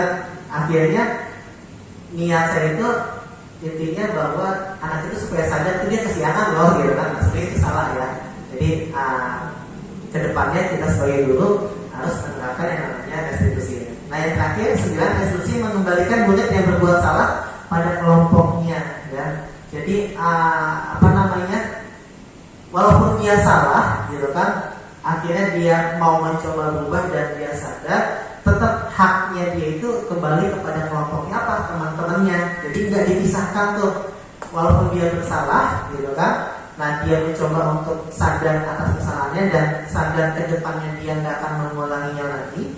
Tetap hak dia adalah kumpul dengan teman-temannya, belajar, bermain gitu kan. Jadi kita nggak boleh memaksakan bahwa dia harus keluar dari kelompoknya. Apabila kita melakukan itu sebagai guru, berarti kita telah merenggut hak anak untuk mengikuti pendidikan di sekolah atau di tempat di kelas kita yang diajarkan. Nah itu untuk 9 ciri restitusi. Nah dari sini, dari restitusi ini, apa nih yang bisa menumbuhkan kesadaran anak-anak buat dia patuh dengan aturan, biar dia tidak melakukan kesalahan, atau bisa mengingatkan anak itu bahwa oh ternyata saya itu melakukan kesalahan ya, oh saya harus seperti apa nih. Nah di sini ada yang namanya keyakinan kelas. Nah keyakinan kelas ini hampir mirip-mirip dengan peraturan kelas ya, Bapak Ibu guru semuanya. Kita suka buat tuh peraturan kelas. Misalkan dilarang buang sampah sembarangan, dilarang, dan dilarang ya kan, dilarang berantem, dilarang mencontek, gitu. Itu adalah peraturan kelas. Nah, di sini keyakinan kelas hampir mirip, tapi gampangnya itu dia mengajak sadar sih menurut saya. Jadi kalimatnya itu intinya itu seperti dilarang, cuma kalimatnya bukan dilarang, tapi mengajak anak itu untuk sadar bahwa perbuatan itu tidak baik. Apa aja contohnya? Nah di sini, mengapa tidak peraturan saja, gitu kan? Mengapa harus keyakinan? Yang pertama yaitu contohnya mengapa kita di peraturan harus menggunakan helm bila mengendarai kendaraan roda 2? Ada pertanyaan ya. Mengapa kita memiliki peraturan 3M, menggunakan masker, mencuci tangan, dan menjaga jarak? Lalu mengapa kita memiliki peraturan harus datang tepat waktu pada saat mengikuti pelatihan? Nah, untuk mendukung motivasi ini, kembali ke nilai-nilai keyakinan ya, bahwa misalkan yang pertama, mengapa kita harus memiliki peraturan harus menggunakan helm? Jadi keyakinan bahwa menggunakan helm itu adalah kebaikan untuk dirinya. Jadi bukan karena peraturan yang, tapi dengan memakai helm dia bisa selamat dari kecelakaan. Lalu mengapa harus ada peraturan 3M? Jadi dia bukan peraturannya, tapi dengan melakukan 3M dia bisa apa? Dia bisa sehat, terhindar dari penyakit, lalu tubuhnya bersih, gitu kan? Nah itu bagian dari restitusi atau keyakinan kelas. Nah hasil dari bahasanya lingkaran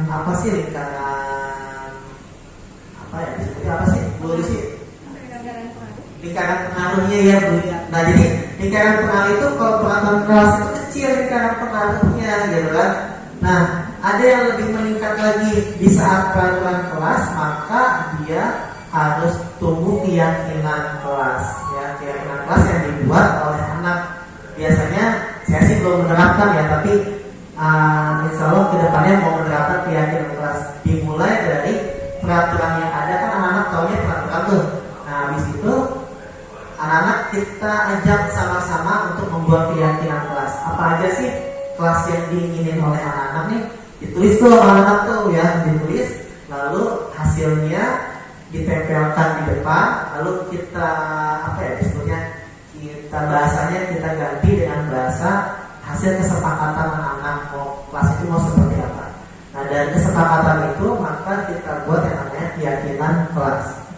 Nah dari keyakinan kelas sudah terangkum tuh keyakinan kelas, maka disepakatilah oleh anak-anak.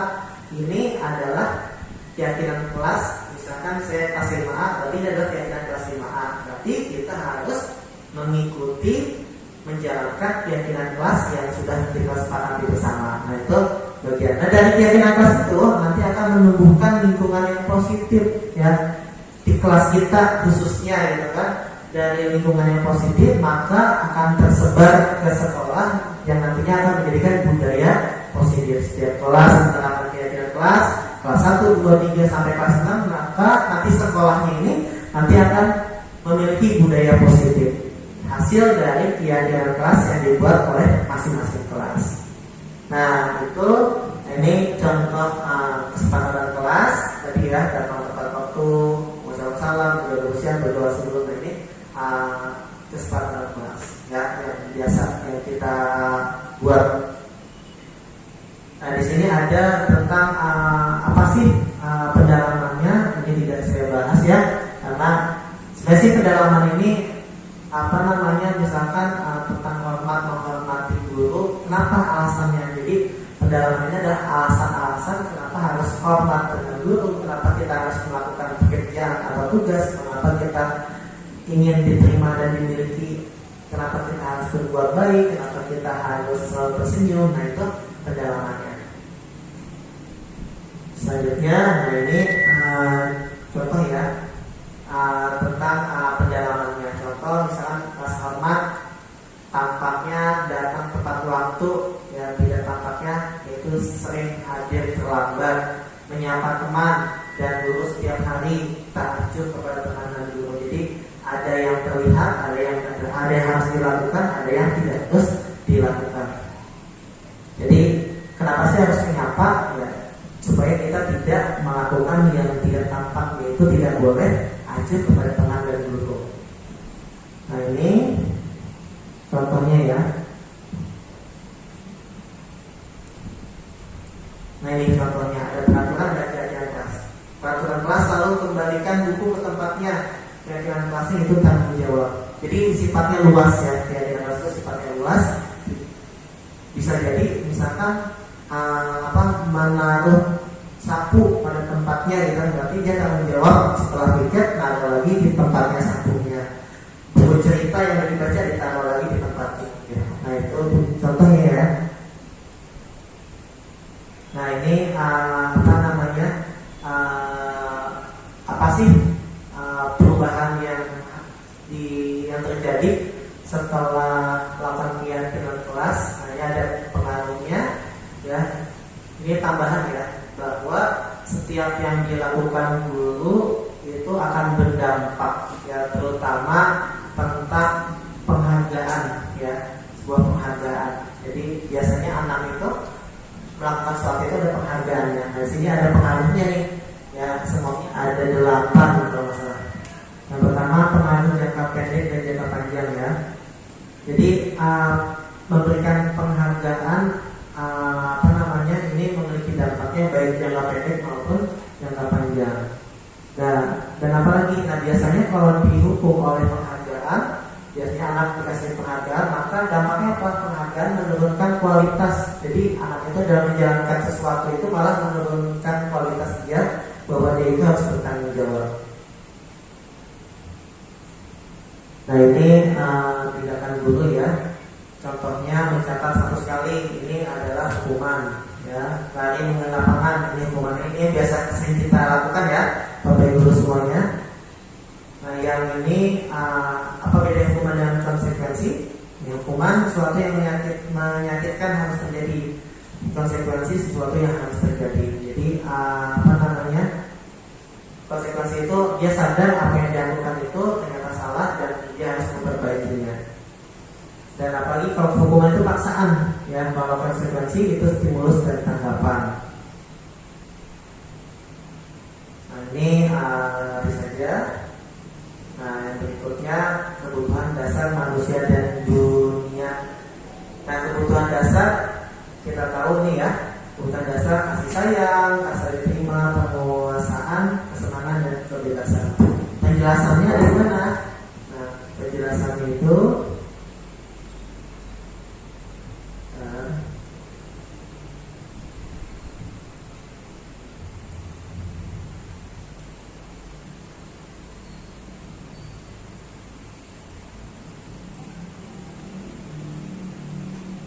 ini adalah kebutuhan dasarnya ya. Jadi pertama kebutuhan bertahan hidup atau survival ya. Di sini dijelaskan kebutuhan bersifat fisiologis ya, harus ada pemenuhan seperti makan, tidur, olahraga. Lalu kasih sayang, kebutuhan dasarnya setiap anak itu butuh kepada kasih sayang ya, dari temannya, dari keluarganya, dari yang ada di sekolah, guru dan sebagainya. Lalu adanya kekuasaan dan penguasaan, kebutuhan pengakuan atas kemampuan.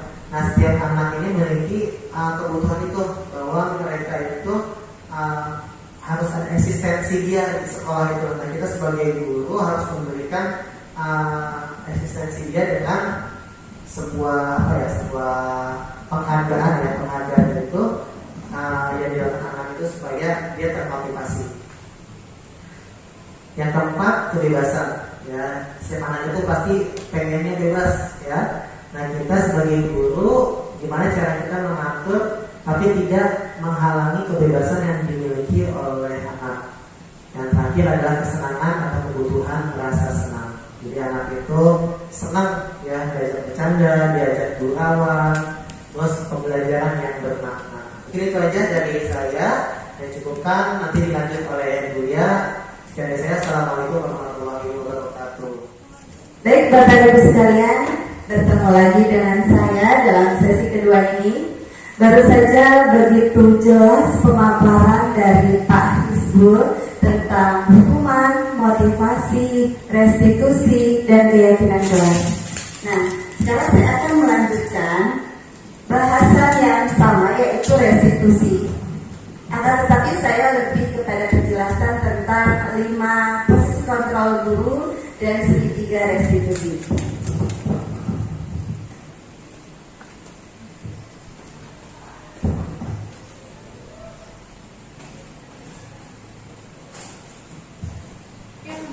Ya, seperti tadi sudah dipaparkan bahwa restitusi ini dapat membantu murid menjadi lebih memiliki tujuan, disiplin positif, dan memulihkan dirinya setelah berbuat salah.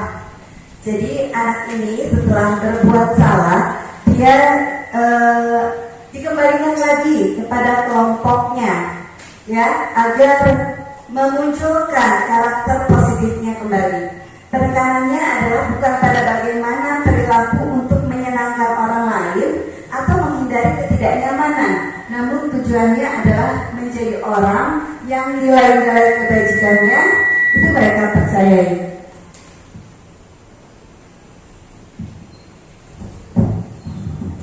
Menurut teori kontrol dari Dr. William Glasser yang kemudian oleh Diane Gosen dirangkum menjadi 5 posisi kontrol guru. Jadi guru di sini memiliki 5 posisi kontrol. Ya, antaranya yang pertama adalah sebagai penghukum, yang kedua pembuat orang merasa bersalah, yang ketiga sebagai teman, yang keempat sebagai pemantau, dan yang kelima sebagai manajer. Nah, bagaimana kelima posisi kontrol guru ini? Kita lihat di layar Bapak Ibu sekalian. Di sini dibagi menjadi 3 identitas. Yang pertama adalah identitas gagal, kontrol dari luar, yaitu apabila guru berada pada posisi kontrol sebagai penghukum atau pembuat orang merasa bersalah. Kemudian pada identitas berhasil atau sukses, ya, kontrol dari luar, guru berada pada posisi sebagai teman dan pemantau.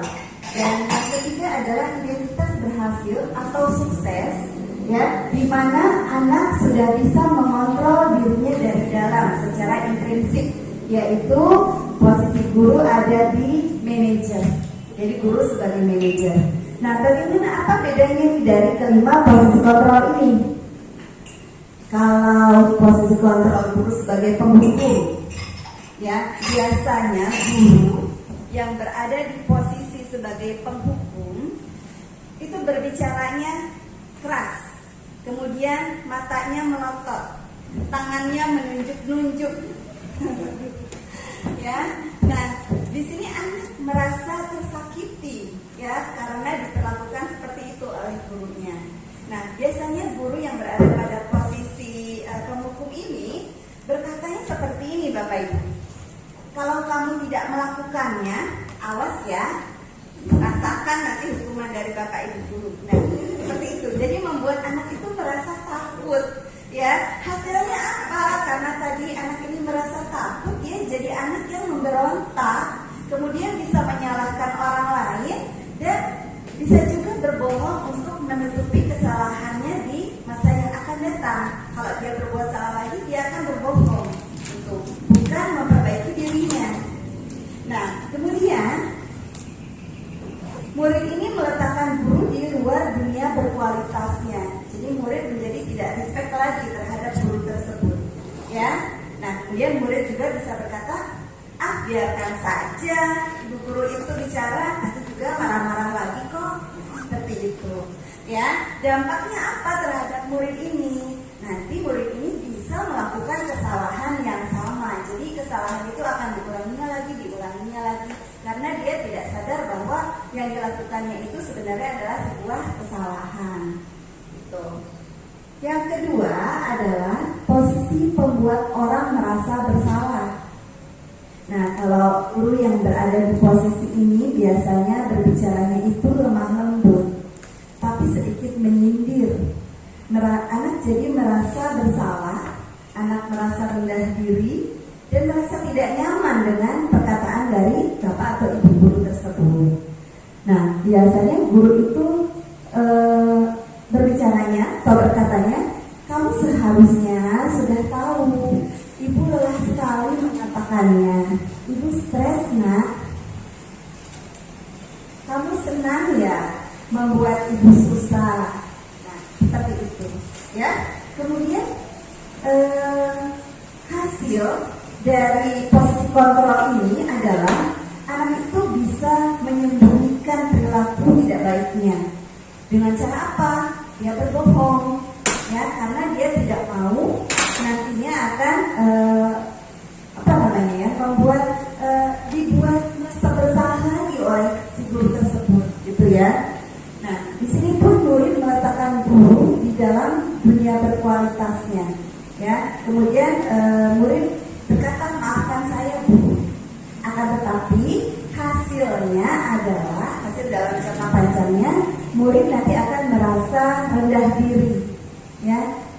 Jadi dia akan merasa rendah diri, dia akan merasa tidak nyaman, apalagi kalau bertemu dengan guru tersebut, ya. Kemudian posisi kontrol yang ketiga adalah sebagai teman. Nah, biasanya guru yang berada di posisi ini, gurunya itu bersikapnya santai, ya. Kemudian dalam menyikapi perilaku muridnya itu sambil berkata dengan kata-kata yang sifatnya bercanda, gitu ya. Sambil ketawa-ketawa, membuat alasan-alasan untuk muridnya. Contohnya seperti apa nih kata-kata gurunya? Misalnya, ayolah nak, lakukan ini demi ibu. Masa kamu tidak mau? Ibu kan juga pernah membantu kamu, nak. Nah, seperti itu. Nah, hasilnya ini nanti anak akan ketergantungan terhadap guru tersebut, ya. Kemudian di sini kaitannya dengan dunia berkualitas, murid meletakkan guru sebagai orang yang sangat penting di dunia berkualitasnya. Akan tetapi hanya pada guru-guru tertentu saja, belum tentu dengan guru-guru yang lainnya itu sama. Lalu murid dapat berkata, saya pikir bapak itu teman saya, ternyata begitu. Nah, ketika murid itu merasa kecewa, dia akan menyampaikannya kepada bapak ibu guru itu tadi, ya. Nah, apa dampaknya pada posisi kontrol ini? Murid menjadi lemah, tidak mandiri dan tergantung. Lalu posisi kontrol yang keempat adalah sebagai pemantau. Yang dilakukan oleh guru di sini adalah biasanya guru menghitung-hitung, mengukur, kemudian guru itu selalu berpatokan kepada peraturannya, kemudian dipantau gerak-gerik anak tersebut. Nah, guru selalu berkata, apa peraturannya di sekolah kita? Seperti itu. Nah, hasilnya memang murid bisa menyesuaikan diri, ya, akan tetapi bila diawasi saja. Kalau tidak diawasi, nah. Lanjut, kaitannya dengan dunia berkualitas, murid meletakkan guru, peraturan, dan buku di dunia berkualitas. Dan hasil atau dampak yang akan terjadi pada murid apabila guru berada di posisi pemantau adalah menitik beratkan pada sanksi atau hadiah untuk dirinya. Jadi di sini masih dalam ruang lingkup motivasi ekstrinsik, gitu ya. Jadi murid ini takut diberikan sanksi atau melakukan sesuatu hal itu karena ingin dipuji, ingin mendapatkan hadiah. Nah, yang paling baik adalah posisi guru sebagai manajer. Karena dengan guru berada pada posisi sebagai manajer, nanti siswa akan dapat sendiri. Ya, guru yang berada di posisi ini tidak akan menghukum siswa, tapi akan membuat siswa senyaman mungkin. Kemudian juga akan berusaha memberikan penawaran agar menyelesaikan permasalahan yang sedang terjadi, gitu ya. Kemudian juga siswa dikembalikan lagi kepada kelompoknya agar siswa ini sudah sudah terbentuk karakter baiknya sehingga tidak ada pengulangan kesalahan lagi. Nah, biasanya guru yang ada di posisi manajer akan berkata, apa yang kita yakini, apa yang bisa kamu kerjakan untuk memperbaiki masalah ini. Nah, hal ini bisa menguatkan pribadi anak. Ya, hasilnya atau dampaknya adalah siswa yang tadi melakukan kesalahan akan bisa mengevaluasi dirinya. Ya, dia akan berpikir bagaimana cara memperbaiki diri saya agar saya tidak melakukan kesalahan lagi. Nah, seperti itu Bapak Ibu, 5 posisi kontrol guru.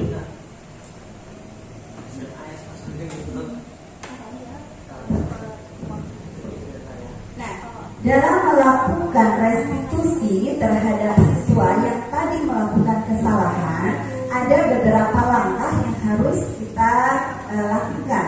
Ya, sini ada 3 langkah restitusi, yaitu yang pertama menstabilkan identitas, yang kedua validasi tindakan yang salah, dan yang ketiga adalah menanyakan keyakinan.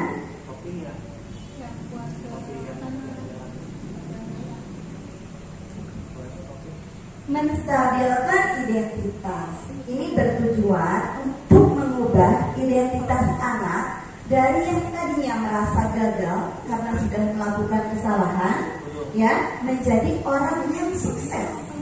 Nah, bagaimana ini bisa terjadi ya? Kok dari gagal bisa menjadi sukses? Nah, distabilkan dulu nih. Dengan cara apa? Biasanya guru ya mengucapkan kata-kata seperti ini. Berbuat salah itu tidak apa-apa. Atau tidak ada manusia yang sempurna. Saya juga pernah melakukan kesalahan. Kita bisa menyelesaikan ini bersama-sama, nah, ya. Bapak Ibu tidak tertarik mencari siapa yang salah, akan tetapi mari kita cari solusinya, ya, bersama-sama atas permasalahan ini. Nah, seperti itu Pak.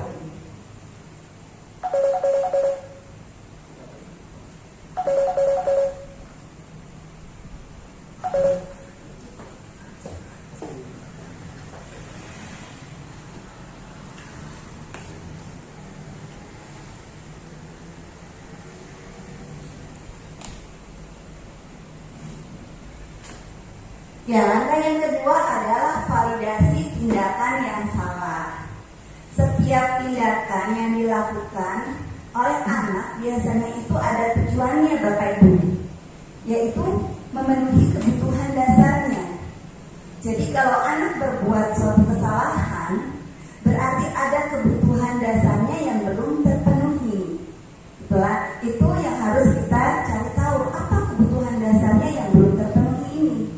Ya, jika kita sudah memahami kebutuhan dasarnya, ya, kita akan bisa menemukan bagaimana cara yang efektif untuk memenuhi kebutuhan tersebut.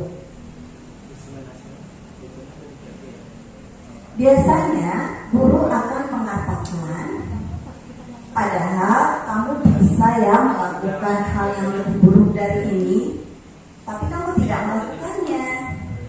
Nah, kemudian kamu pasti punya alasan mengapa melakukan hal itu. Atau kamu patut bangga pada dirimu sendiri karena kamu telah melindungi sesuatu yang penting sekali buat kamu. Ya, bisa juga guru mengatakan, kamu boleh nak mempertahankan sikap itu, tapi kamu harus menambah sikap yang baru, yang lebih baik. Nah, itu contohnya ya Bapak Ibu. Nah, ini langkah yang ketiga dalam sebuah restitusi, yaitu menanyakan keyakinan. Tadi sudah dipaparkan oleh Pak Hizbul tentang keyakinan kelas. Ya, ketika anak berbuat salah, kita kembalikan lagi sudah dibuatnya bersama-sama. Ya, ketika identitas sukses telah tercapai pada langkah 1 tadi, dan tingkah laku yang salah telah divalidasi pada langkah yang kedua, maka anak akan siap untuk dihubungkan dengan nilai-nilai yang dia percaya dan berpindah menjadi orang yang dia inginkan.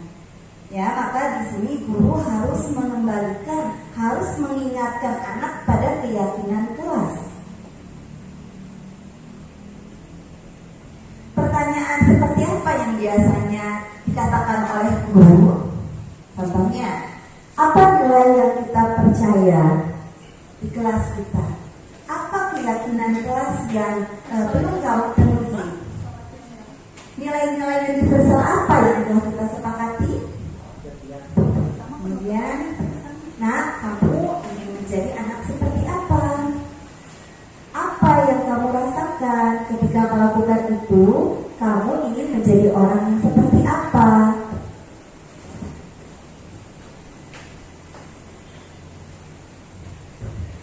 Ya, baik Bapak Ibu, kurang lebih seperti itu ya pemaparan saya tentang 5 posisi kontrol guru dan segitiga restriksi.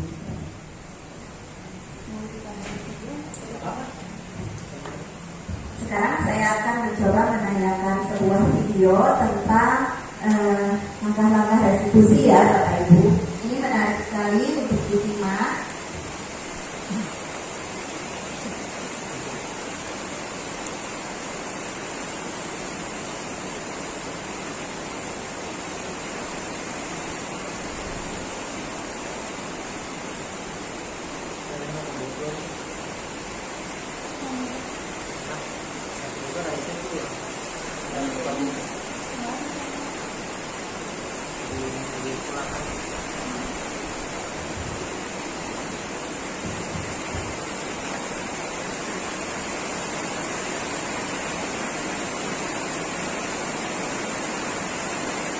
Masuk ke sini nggak?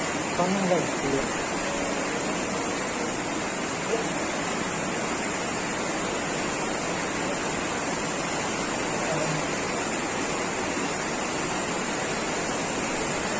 Ya, baik Bapak Ibu, jadi kita akan menyaksikan sebuah video, sebuah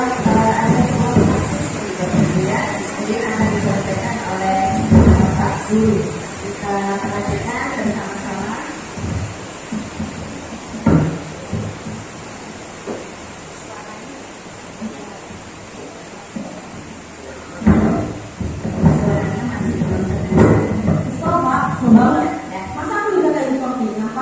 Ya aku marah Pak, aku lagi ngatain mereka di depan kelas, kesel banget. Oh begitu, ya pasti kamu marah dan kesal. Bapak juga akan marah apabila ada yang menyuruh Bapak seperti itu. Nah, ini ada di rangka masa depan identitas. Pada saat itu, kamu mau melakukan apa? Ya saya harus ngatain mereka lah Pak, kesel banget. Saya bilang Ya, validasi tindakan yang salah dari Oh begitu, pasti kamu melakukan seperti itu karena suatu alasan tertentu kan? iyalah, masa saya diam saja Pak. Ya saya bela diri lah, masa saya dituduh tukang fitnah? Ya lawannya mempertahankan harga diri itu sesuatu yang penting buat kamu. Untuk kamu tidak bertindak lebih gegabah lagi, hanya meminta-minta. Iya Pak, untung saya masih bersabar dan hanya meminta saja. Sudah gemes pada hal yang awalnya siswa ini emosi Ya, pasti ya. dengan adanya validasi tindakan yang salah, akhirnya anak ini mulai menyadari bahwa memang dia berbuat salah. Tidak berbuat lebih parah lagi kan? Iya. Nah, sekarang coba kita lihat lagi tindakan kamu yang mentak-mentak Eka di kelas. Tindakan kamu itu kira-kira sesuai dengan keyakinan kelas atau prinsip kamu tidak? Enggak lah Pak. Nah, yang ketiga menanyakan keyakinan. Jadi keyakinan atau prinsip mana yang perlu sesuai dengan keinginan kamu? Ya, saya sebenarnya sangat menghargai orang lain. Mungkin saat itu saya menjadi emosi, jadi tidak menunjukkan sikap itu. Kamu meyakini tidak? Menghargai orang lain itu penting buat kamu. Yakinlah Pak. Iya, setuju. Kita harus saling menghargai. Namun ada juga keyakinan yang kita sepakati yang perlu kita jalankan,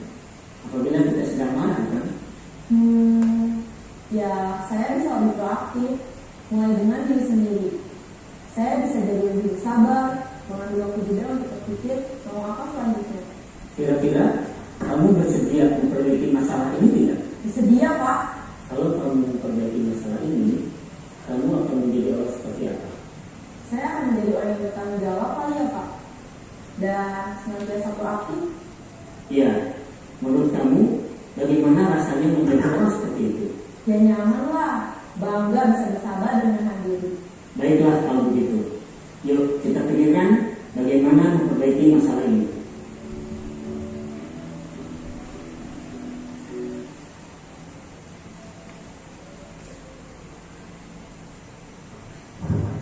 Ya, bagaimana Bapak dan Ibu? Menarik bukan? Langkah-langkah dalam segitiga restitusi ini bisa kita lakukan dalam keseharian kita, ya, untuk menumbuhkan budaya positif terhadap anak-anak didik kita, sehingga nantinya anak-anak didik kita akan memiliki nilai-nilai yang positif, karakter yang positif yang sesuai dengan profil pelajar Pancasila. Cukup sekian pemaparan dari saya, Bapak dan Ibu sekalian. Semoga bisa bermanfaat. Terima kasih atas segala perhatiannya. Wabillahi taufiq wal hidayah. Wassalamualaikum warahmatullahi wabarakatuh. Waalaikumsalam warahmatullahi wabarakatuh.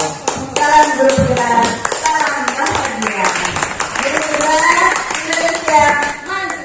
Paman, Saya lihat saya Rizky Zati. Kami ucapkan terima kasih atas perhatian dan partisipasi dari Bapak Ibu semua. Demikianlah diseminasi pendidikan